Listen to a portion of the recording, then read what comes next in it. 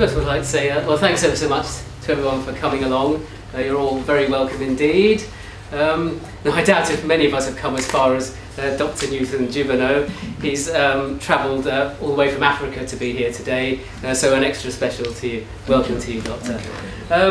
Now, what I want to do today then is to put a proposal before you today, and I want to demonstrate that it can actually resolve many urgent problems. It can deliver huge potential benefits, and I'd also hope you can see that it's very, very plausible indeed, so that it really, really does need to be explored.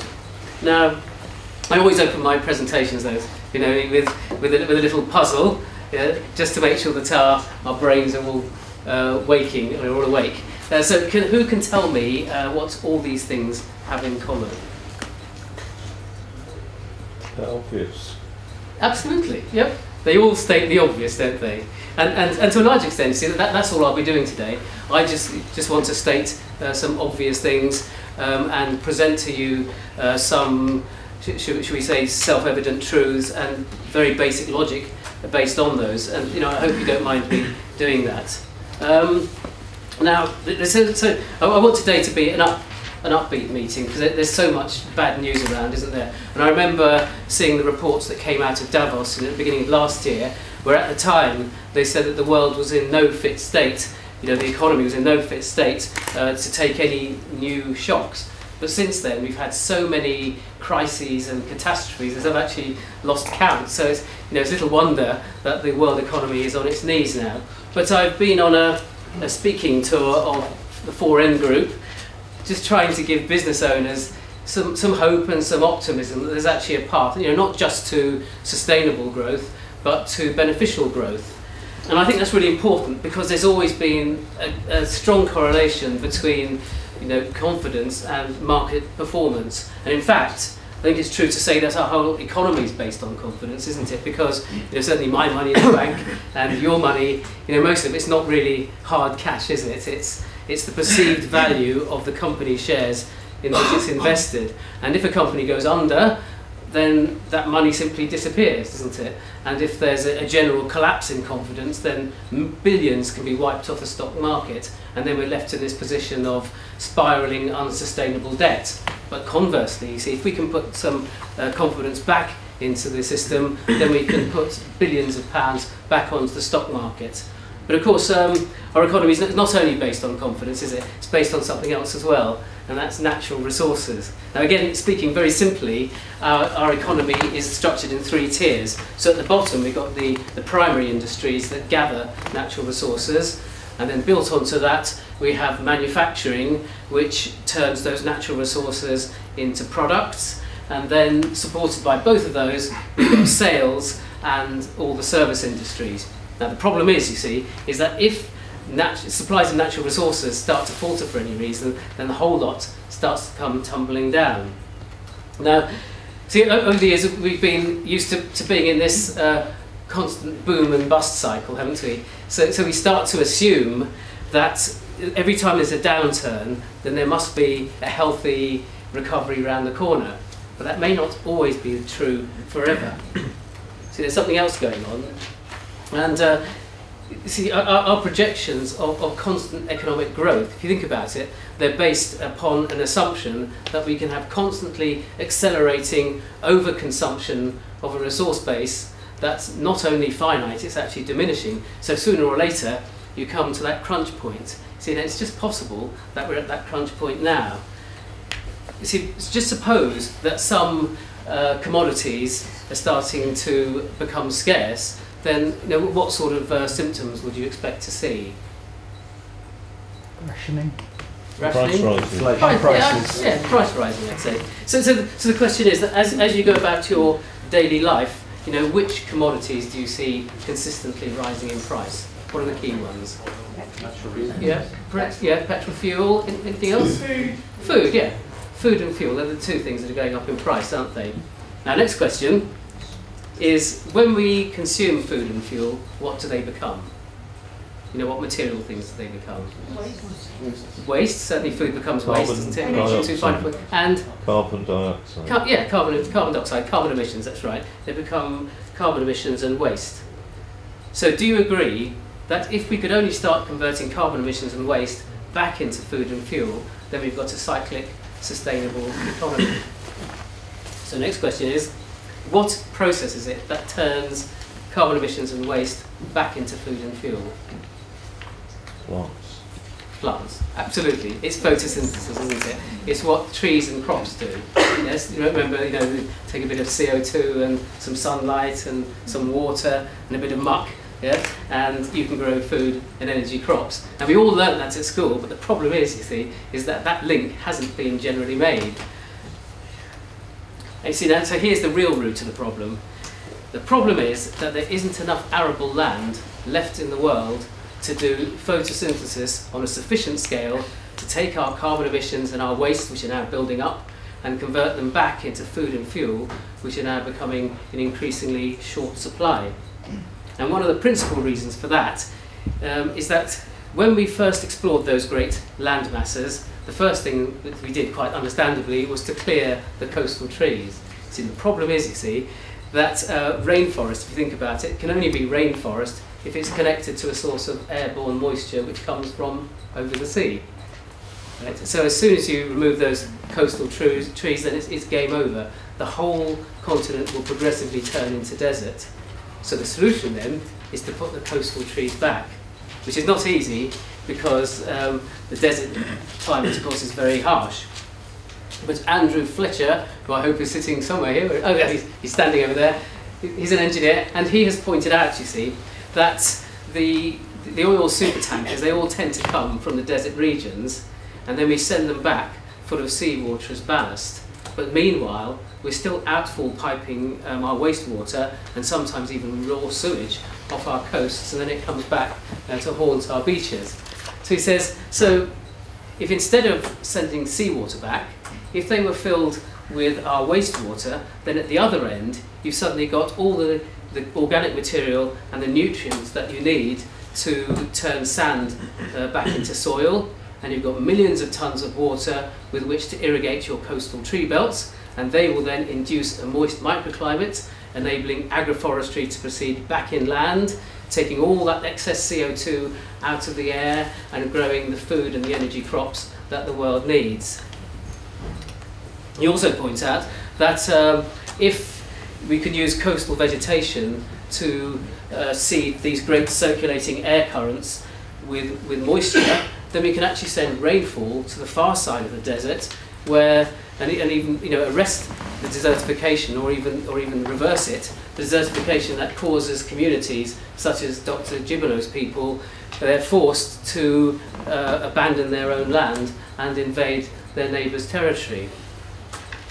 So, then where would we get all the money and the effort to make this happen? Always the perennial question. Now, if you think about it, while we have a system which is in decline, a consumer dump system, it's in decline. So what we could do, you see, is take the redundant resources, the resources that become redundant, and use those to build the new sustainable system. And do you agree that as the old consumer dump economy starts to shrink, then inevitably some people will lose their jobs, won't they? Some people will lose their businesses. So our proposal then is to support unemployed people, to construct applications for relevant international funding, and that is still out there, then to create this new industry which will convert carbon emissions and waste cyclically into food and fuel. And the result of that would then be foreign investment coming into the country. We could put the UK back on the world stage as a leader and a shareholder in a new industry that, as it grows, would actually restore the world's environment and its resource base instead of polluting and plundering the planet. And then we could usher in the age of global restoration that Tara spoke about, and it would give us that much needed boost to confidence. You see, and I believe that that's the sort of message that should be coming from our government and from the media. So, okay, lots of benefits there, powerful solution. How believable is this? Well, I would ask you to judge it from the calibre of the sorts of people who are taking this very seriously. So, for example, Professor Michael Braungart has given us a public endorsement of our project manifesto. He's the co-founder of the European C2C movement, and I will send everyone a link to that, and then you can see who he is and what he has to say. In 2010 we convened a meeting here about, in this very group, about the project, and we invited a very diverse audience, including scientists at the top of the relevant fields, and they agreed to become our scientific and technical advisory board.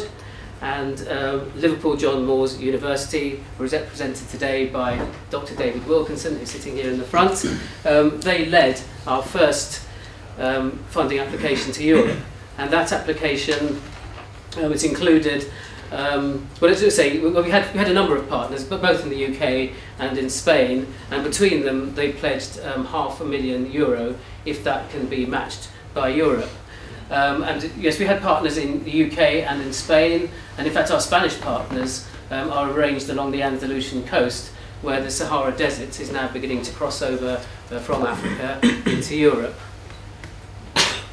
And the bid includes doing things like communicating this concept to European policymakers, public and private sector, and inspiring community members to go out walking in forests and to pick up acorns, nuts and other tree seeds, and to nurture those saplings in plastic bags in their garden, ready to be transplanted as permitted by authorities under the direction of scientists. And in Spain, what we'd like to do with those saplings is to use them to conserve coastal forest by increasing their biodiversity.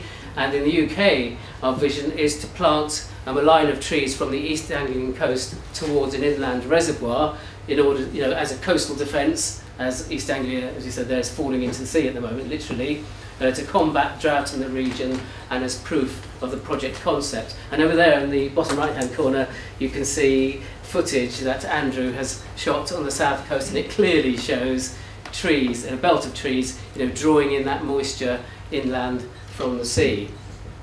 Dr. David Wilkinson will also be sharing with us today his unique study into an experiment which was initiated by Darwin himself, and what happened there was that trees were placed with access to atmospheric moisture, and that caused an entire desert island to green itself exponentially, showing that this sort of thing really can be done. And then to promote viability of our project, as you know, you've already heard, we have partnered commercially with the CCP network, and they have sponsored this event today, and as we heard, they've pledged a penny from every single call into the project.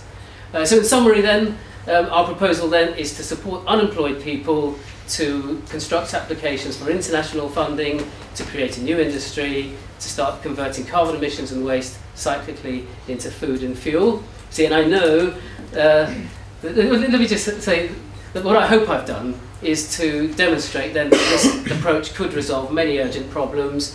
It could deliver potentially huge benefits, and I hope you've seen from the people who are taking this seriously that it is a perfectly plausible proposition. In fact, I would say that unless we start converting our outputs back into our inputs, then I really don't see that there's another sustainable solution. And I know that it's a very big project, it requires global collaboration, but maybe this is a good time to bring this up with the UN Earth Summit due in June. And the UN Secretary General said at the last Davos in 2011, he said he called for proposals that would actually connect the dots between climate, water, energy and food. You see, and I believe that that's exactly what we've done here. And we're lucky enough to have Jessica Scholl, who's over there with us today, with bad throat. How's your throat? I hope it's better now. But she's in a good position really to help us to identify the processes by which the UN can pick up on high impact proposals and then fast track their consideration. The UN Secretary General, running out of, I think, some water in a minute, also pointed out that because of our pattern of consumption, that the nations of the world are in a global suicide pact, he says, and I think that's true, isn't it? But you see, here you see we have an opportunity for international partnership. You see, and if we can help the emerging nations to green their arid land, then they can build their economies by absorbing our carbon emissions and then providing back to us renewable supplies of the very commodities that our communities and our industries are beginning to run short of. And that's brilliant, that's very welcome. And of course what that would do then is lead back to a thriving global economy, and of course a booming economy is always good for business, and in fact that's a good point at which to hand over to our speakers from the Centre for International Business and Sustainability at the London Metropolitan University, and they will be presenting to us a very relevant case study. So just saying thank you ever so much for listening to me so far, and I will be back later. So thank you.